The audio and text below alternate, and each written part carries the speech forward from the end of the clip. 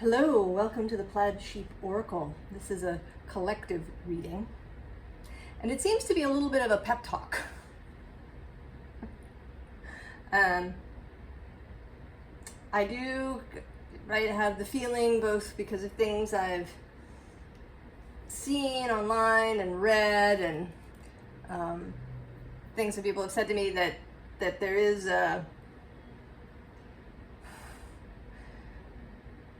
there's a little bit of an anxious feeling, a frantic feeling. WTF? What the fuck?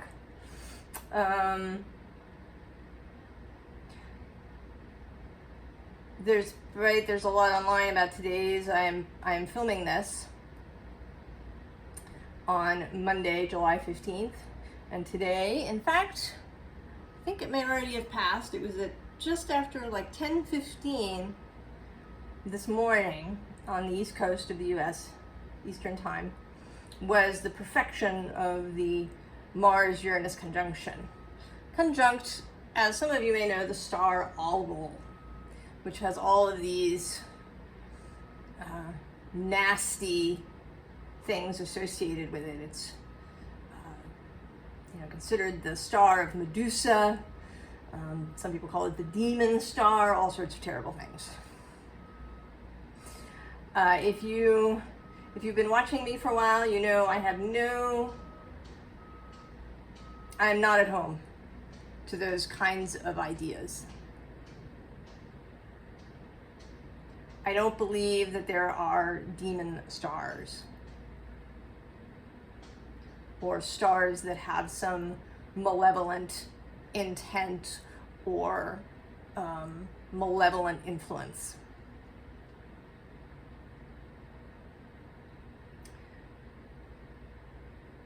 So, the reading. It's quite different. Like, it wanted to come out differently than usual, and there's these 3 sections. And so I'll just begin. I'm not going to describe the whole thing. We'll just start and go. So this first area is about visioning, about what it is that you may want to be seeing, or how you want to be seeing. Now I will mention something about all 3. So we start with this. I'm actually going to start with the underlying, the visible underlying, which is the blade. And each of these piles has a blade or a blade-like image in this underlying card. So this symbol of focus, of action, or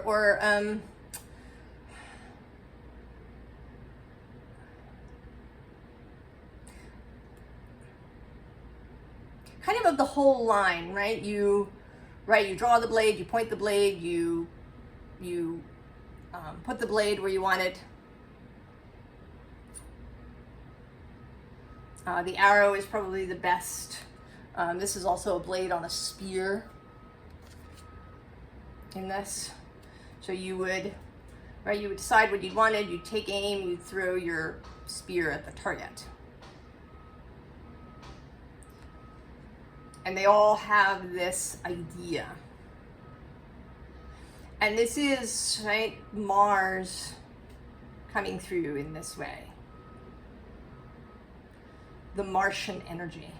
And not to be seen in any malevolent way.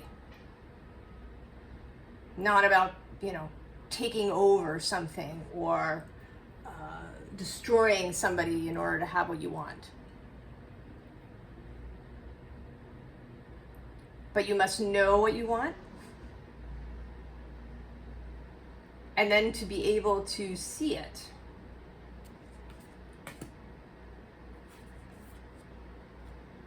And we have the rattle, which for me is an energy of conjuring, of calling in,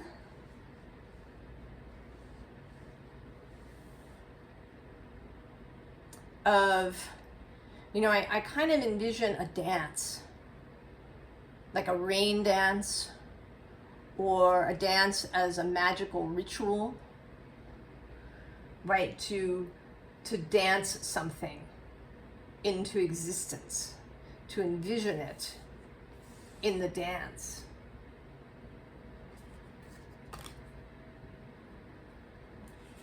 And the bottom of the deck, the unseen, is the eagle spirit. And this eagle too, right, he knows what he wants. He's flying up there. He has the ability both to see across a great landscape, to see the big picture, as well as to see that one small body that is his lunch, moving, you know, across the prairie. And then he has the focus and the speed and the follow through to catch his lunch.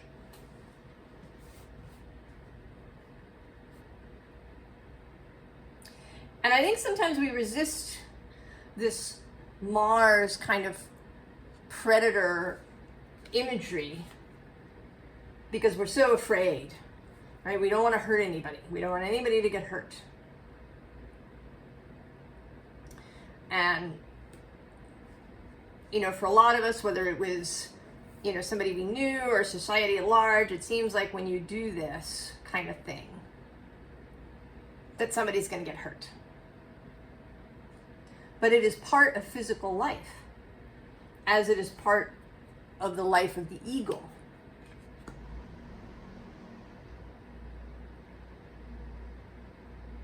To focus on something and then to go get it.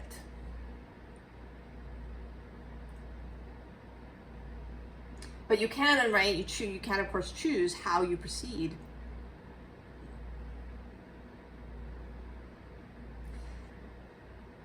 And in the, right, sort of further elaboration of this, we have the Ace of Wands.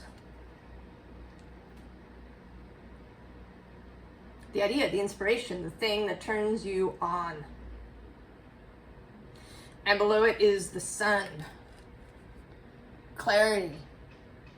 And then actually the High Priestess,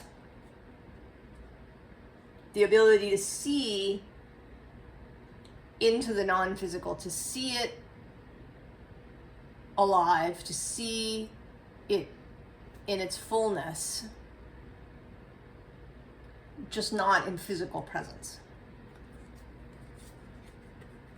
And at the bottom is Justice. So integrity. To do everything. You should do everything. I'm going to actually say should. I'm going to actually, this is one time when maybe I'm going to say the word should. It's really in your best interest and in the best interest of everybody else to be in integrity.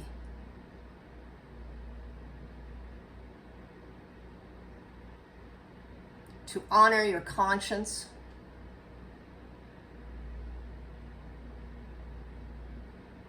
to honor community, to honor other people's beingness,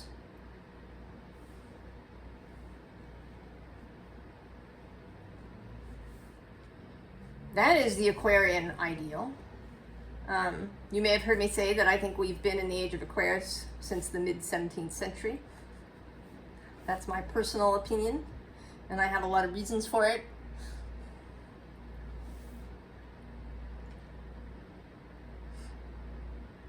But the Aquarian ideal, whether you think we're there or not, is the individual within the group.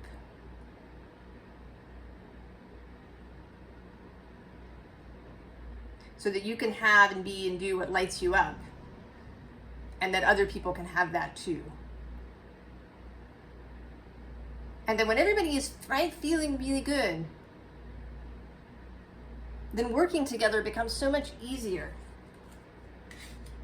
If you're not filled with fear, about what happens if that other person gets what they want.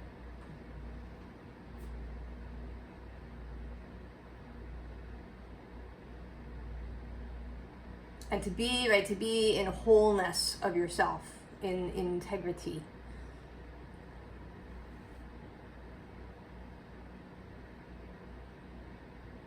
To keep an eye on harmony, on the dynamic balance.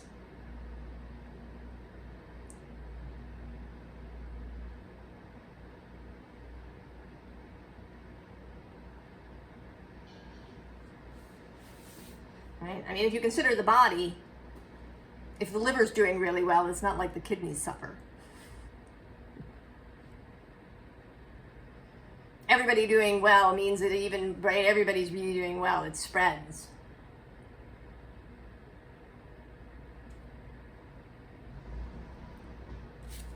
So we have the Six of Wands. Right? This beautiful imagery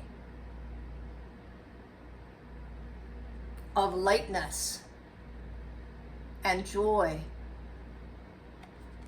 You know, this one doesn't even have an audience. Right? Often, sometimes the Six of Wands will have an audience. But this fairy is just flying through the air on her own. Looking around at all the things. This is Jupiter in Leo. Seeing all the things that might be desirable.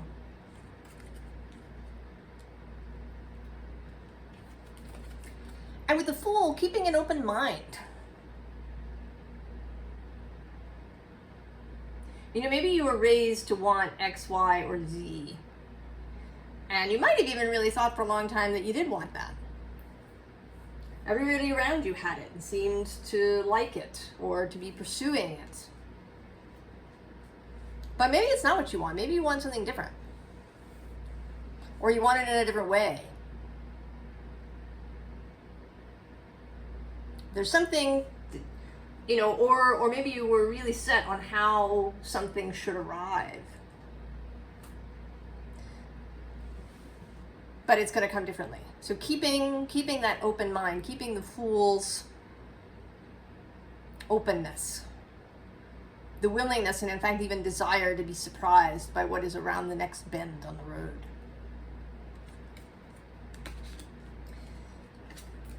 And here too with the Wheel, a willingness to be, right, to be flexible, to allow Source to fill in some of the details, to be, right, even maybe to switch direction a little bit, or to, you know, take a slightly different route than you intended, or to coast for a little bit and allow the universe to take the tiller for a while.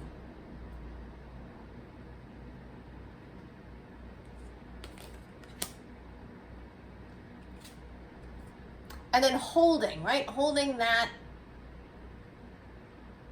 vision, coming to ground.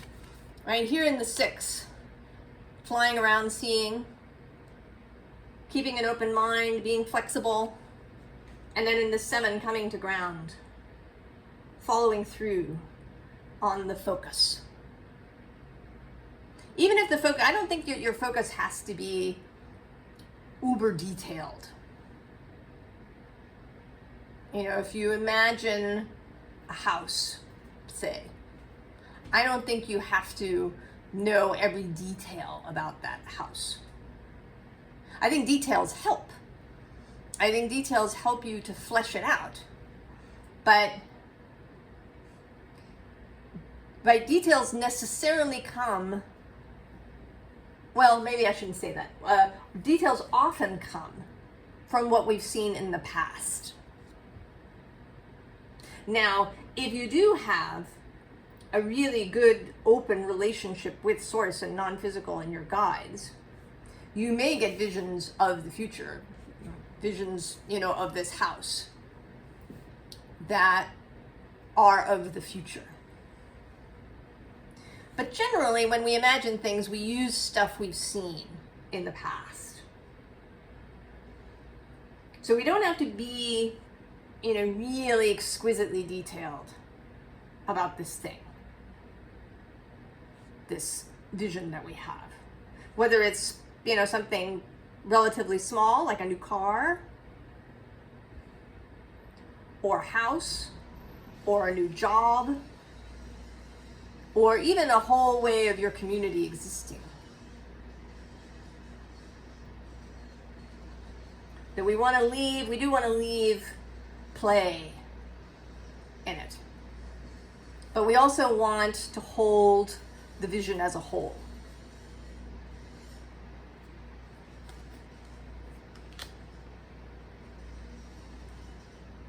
So then this next section is about trust. And I don't know about you, but that has been in the past. I do feel better now than I did for a long time when contemplating trust. And the visible is this fatalist card of this blindfolded person just blithely walking, knowing that these forces are at work, making sure that she can just walk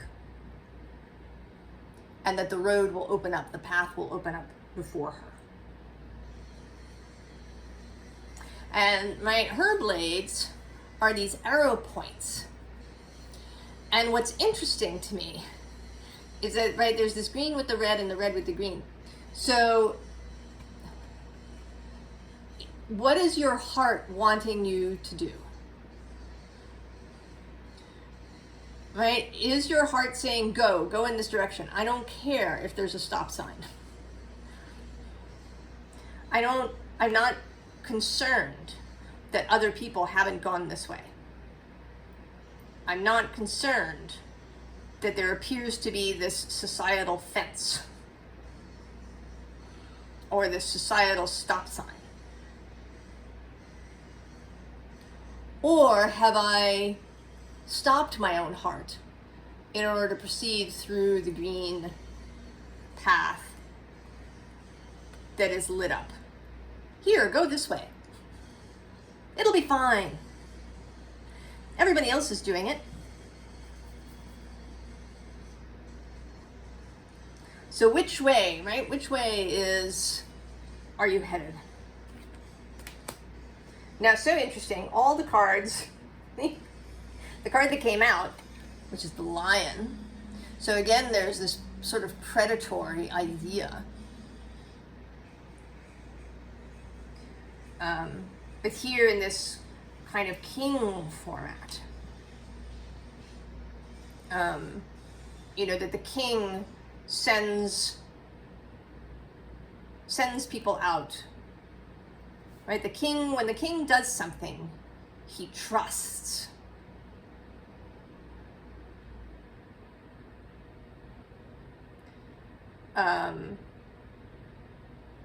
That everything will be fine.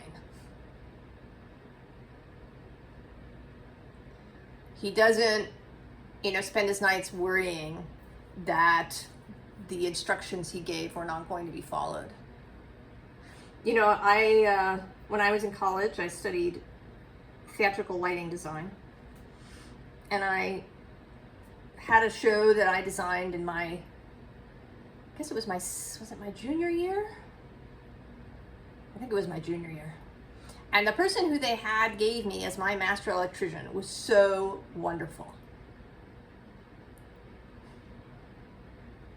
I would have notes at the end of a technical rehearsal, and I knew that when I showed up the next evening for the next tech, that every note I had made was taken care of. It was so wonderful. This is, this ease of, personal sovereignty. And then on the underside, we have the moon cat. this, this intuitive, mystical, mysterious, slightly trickstery energy of the moon cat, this high priestess feeling of knowing things intuitively, of being able to, maybe move, shift just a little bit. Move something over like that much. And that will be the thing. Really, really feeling your way through. And doing it, with fun, right? This trickstery vibe is there. I think I'm actually going to read the little story about the moon cat from the guidebook. Because, okay. Sauntering down the promenade, the cat came to the deserted lighthouse. He'd been trying to get into the tower for days, and this evening he finally discovered a broken window. Mounting the corkscrew steps to the lantern room, he leapt onto the empty dais to survey the horizon. Night arrived and he was still there, his mossy eyes grown large from staring into the inky blackness. Far out on the moonless sea, a small boat bobbed, its oarsmen desperately trying to make out the shoreline. And then he saw them, two blinking pinpoints of green light beckoning him to safety. Right? All the stuff that just happens that is not yours to control. The trust that as you come bobbing in your little boat, that there will be eyes, right, light to guide you.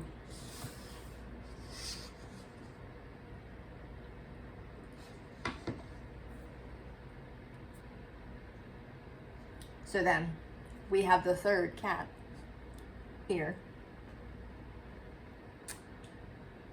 as this underlying. Strength. Leo showing up again.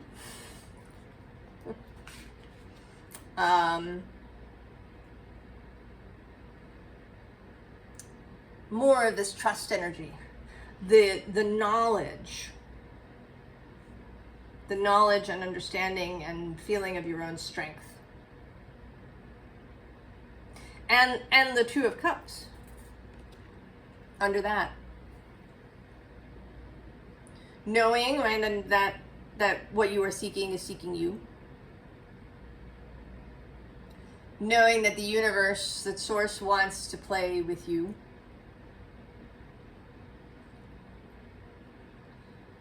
Is filled with delight at playing with you. That your fellowship, that nature, that all of creation, that the life force wants to play. And the moon, too, actually below that.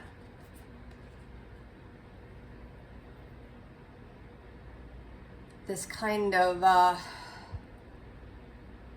sense of wonder.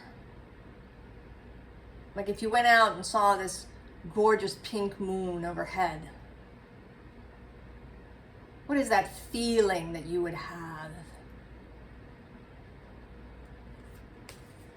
This trust thing, right? So much about feeling, and the Five of Emotions is down here on the bottom.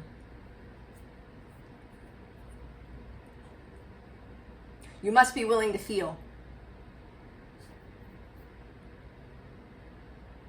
Because that is the compass. And to really feel your feelings. Sometimes our compass can be the surface compass can be a little screwed up. Right? We can feel good if we're following this green light because that's what we've been taught. But if we go down deeper, we find that we don't feel good. We find, a knot in our stomach. Or our pelvic floor just gets sucked up into our body. Or our jaw is perpetually tight. our shoulders hunched up around our ears. Feeling the feels.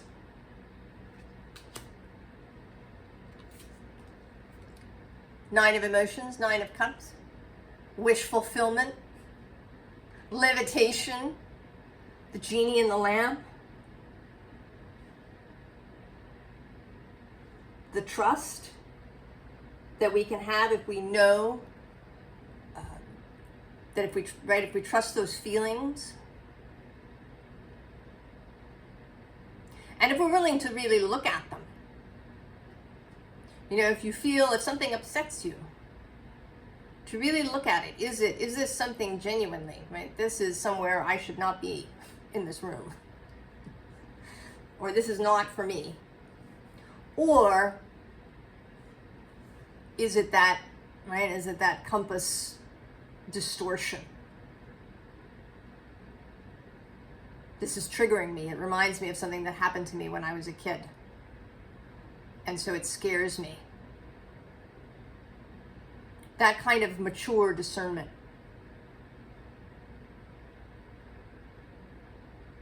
That brings real ease and confidence and trust.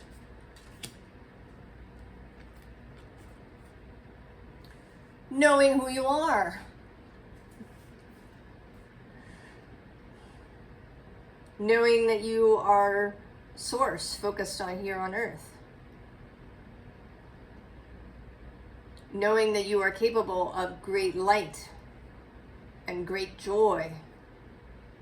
That you can inspire yourself and others.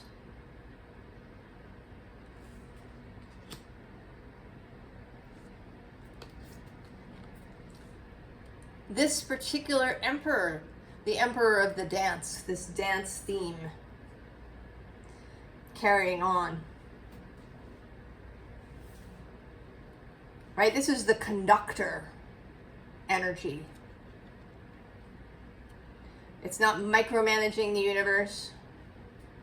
It's creating an energetic field, an energetic milieu. It's creating a vibrational weather around you and within you. So that all those beautiful things that you want to create cannot help but come into your orbit.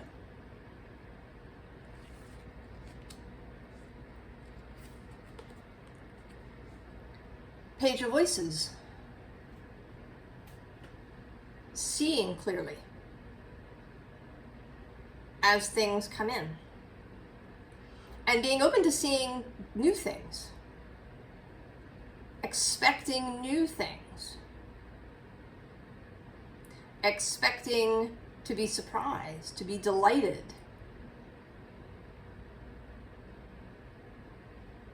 Expecting change. And not in the fearful way that sometimes the Page of Swords is depicted, but just with clarity, right? Having the glasses that are really clear so that you can really see.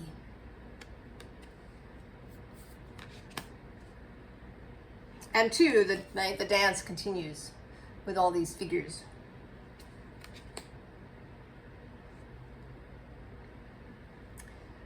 The third section is the inspired action section. The how to take action and how to, the follow through part. So we have the king. And he has, right, his blade is the sword here, although it's sheathed.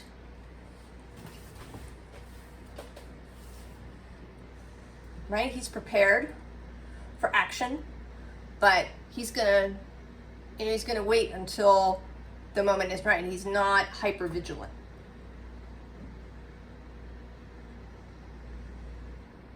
He's not, immediately poised all the time. He is relaxed. You know, and you see this if you've ever watched a Bruce Lee movie. You see that even as he approaches, right, as he is facing off with an opponent, that he's actually relaxed. I mean, he's ready. He's not, you know, lying on the ground. His limbs are not flaccid. But he's relaxed. Not rigid. Below that we have the High Priestess and the Merlin. I just saw this. I love it so much. Are these not the advisors to the king in every fabulous story?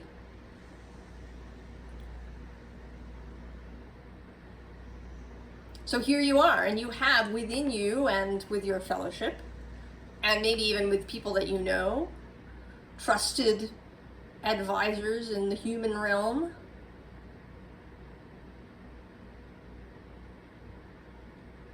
To help you decide, you know, what to do next, what's the next action to take.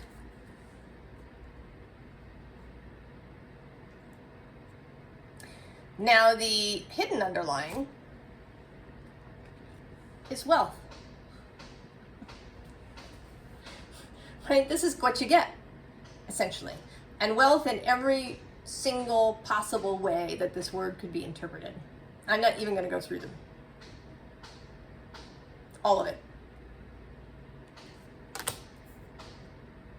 So the card that came out is the Grail Knight. Devotion, dedication.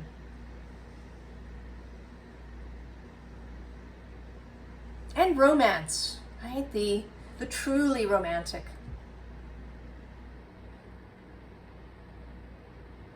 Right? Why are romances so popular? There is a longing there for something that our kind of rigid, laid out, time down to the minute kind of society has rejected, and rejected for a long time.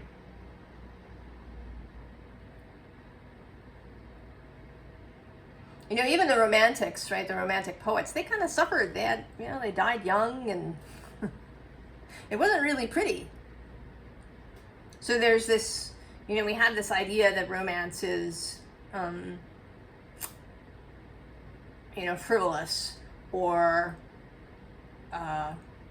dissolute, or only for the gullible, or, you know, a distraction from the real, what's really important.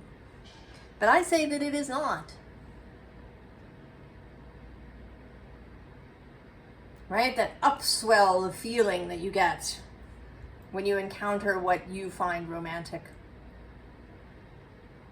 Right? That feeling of love, of being in love, of falling in love, not just with people, but with experiences and places.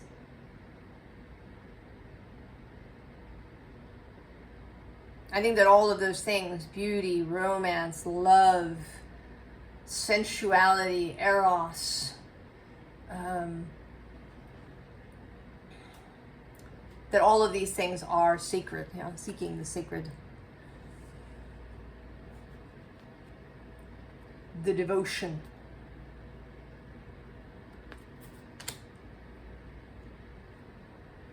I think that as humans, we do want to devote ourselves to something.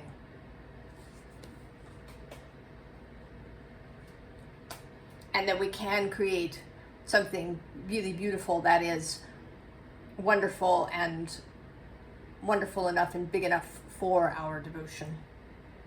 That we don't have to settle.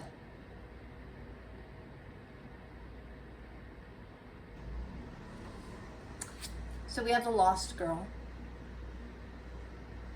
And below her we have this, right, this weight of a snowflake, which feels like, you know, Cinderella's dress.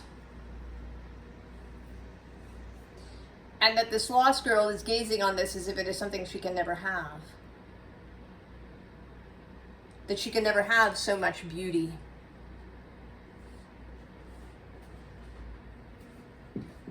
You know, and that dress is a stand-in, right? For whatever it is that lights you up. It doesn't have to be Prince Charming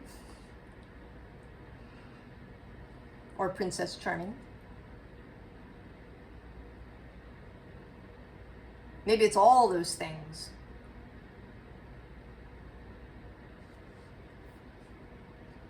And we feel a great despair because life is kind of, right, it feels bleak. I mean, even within all of the fireworks, kind of the, you know, the multimedia, video enhanced, you know, sparkly spangled banner,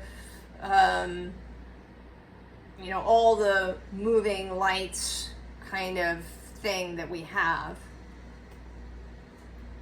is really kind of bland and bare, flat. Because it's, you know, you're right, it's trying to appeal to everybody. So it sort of appeals to no one. And I don't think we have to settle for that. And there at the bottom is the Page of Swords, listening. Listening for the next instruction.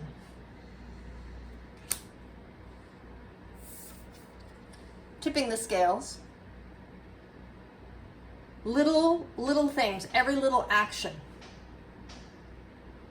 Every time you pivot away from a despairing thought.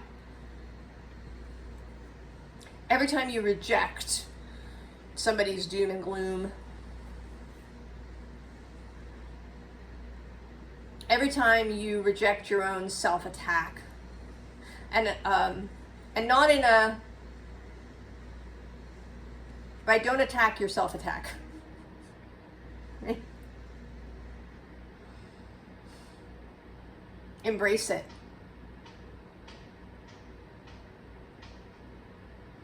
Every time you embrace something, every time you cheer something that you think is beautiful, more of that energy is amplified. Knight of Wands. He's coming through two ways. Both as the one who calls to you, and for you to be the one who calls. Right? For you to be the magnet, to call to that which you want, to do things that are magnetic, to engage in activities that light you up, that turn you into that lighthouse beacon. And also to listen to what is calling.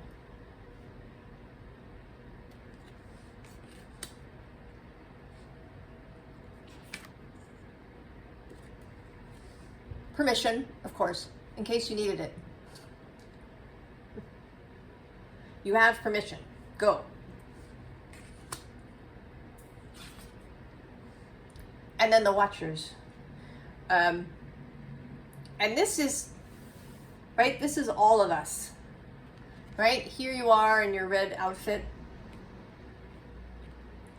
But this is all of us. Joining hands with one another through the ether.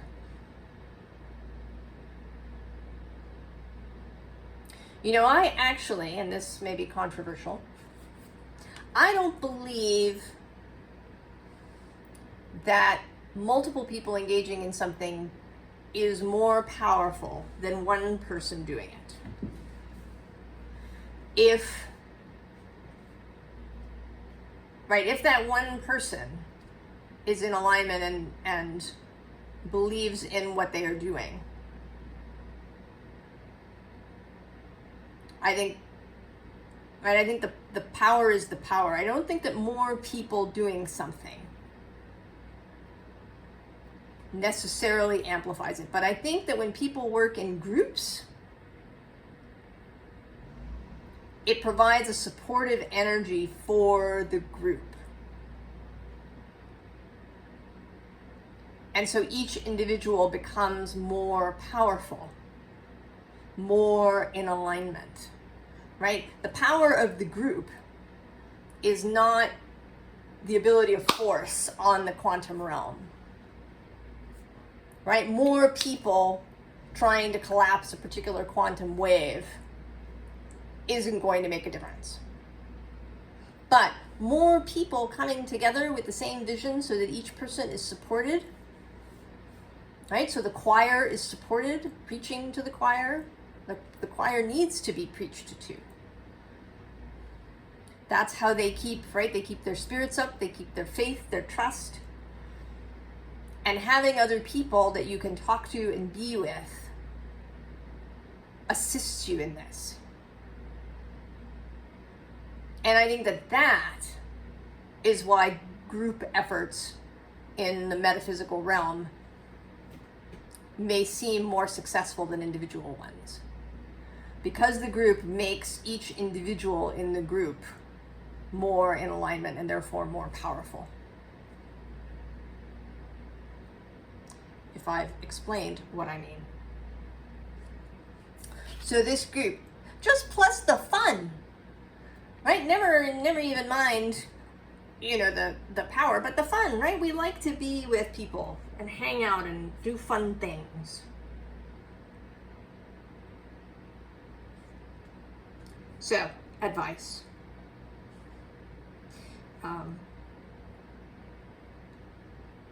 Oh, actually, well, no, I'll come to that at the end. So some like sort of extra advice, because each of these has kind of been like a manual for proceeding. The Fool. Be the Fool. Below that, interestingly, is the Devil. So also be the Devil. In the Devil's most juicy incarnation. Right? Subversive, the adversary to the status quo. The one who will absolutely, right, go right through this stop sign, this fence.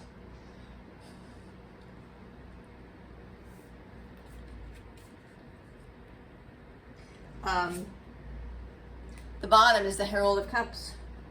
Be open. Be loving. Fill your cup. Drink from your cup.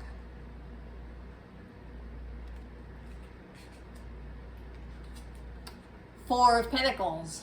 Ecstasy in this card.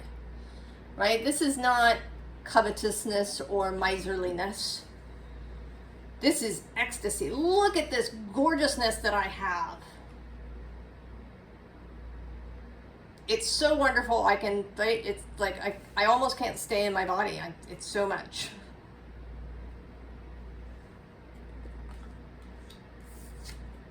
Queen of Cups. Feeling the feels. Being open to emotions of all kinds. Being mature about your emotions. Being in good relationship with your emotions. Right? Keeping your cup. Queen of Swords, discernment. Discernment. What's for me, what's not? And just me. You know, I'm not going to dictate to anybody else what is for them. And I'm going to stay, right? I'm going to stay in my integrity. I'm going to tell the truth to myself, especially. I'm not going to manipulate. I'm going to be straightforward and honest with people. I'm going to keep an eye on my conscience.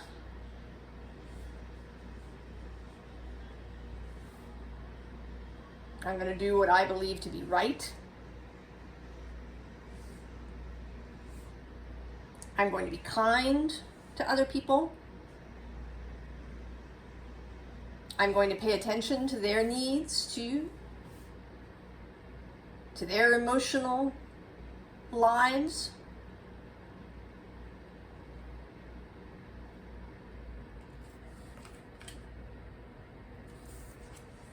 Ace of Pentacles. Take the new thing when it shows up.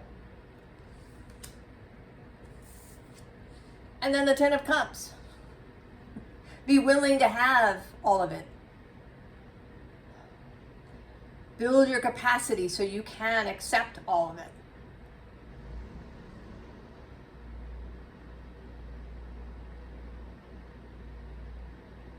Yeah, like everybody knows the stories. There's people who win the lottery and then they just spend it all because it's just too much. They can't stand it. How good are you willing to have it? Work on that.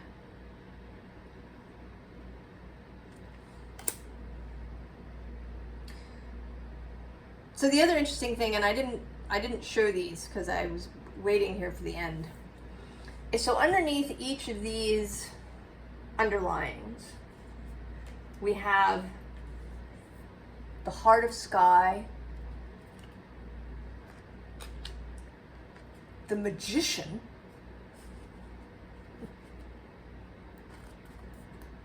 and I did talk about the High Priestess and the Merlin, actually. I mean, all of this is with you. Right? This life force, viriditas, source, energy of the heart of sky, the power that creates worlds. The Magician here, very Mercury. Right? The mind, the cleverness, the vision, the skill of magical practice. The High Priestess, seeing, oracular vision, divination, access to alternate realms, and knowledge. And the Merlin, advisor to kings, friend of dragons. All of these energies walk with you. They walk with us.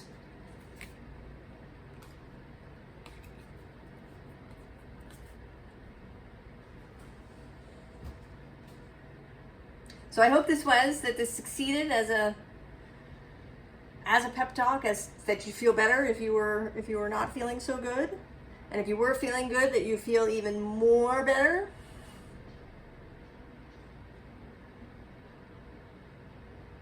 I wish you all the very, very, very best, and I will see you next time. So long.